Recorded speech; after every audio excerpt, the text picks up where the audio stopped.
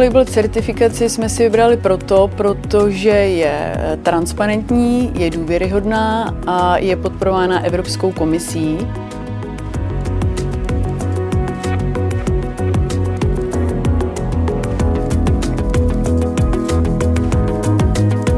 Ecolabel certifikaci jsem se na celý provoz hotelu Moraň podívala více systematicky. Určitě jsme snížili náklady v oblasti energií.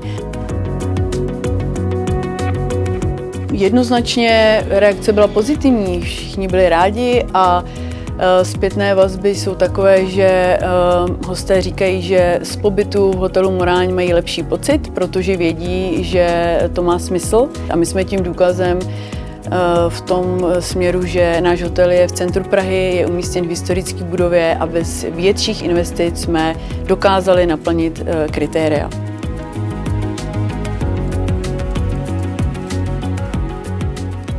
Díky EU Ecolabel certifikaci jsem si udělala analýzu dodavatelů, se kterými spolupracujeme a určitě jsme rozšířili portfolio produktů a jídla, které servírujeme na snídaních, o lokální produkty od lokálních farmářů, dodavatelů anebo o produkty, které jsou označeny Fairtrade značkou.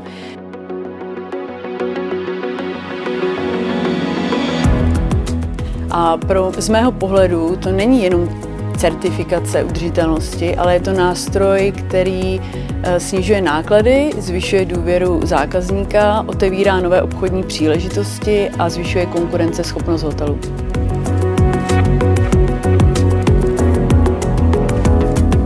Určitě, kdyby Ecolabel byl člověk, jeho název pracovní pozice by zněl manažer chytrého provozu. Někdo, kdo dohlíží na efektivitu provozu v souladu s udržitelností a zároveň dlouhodobou vizí.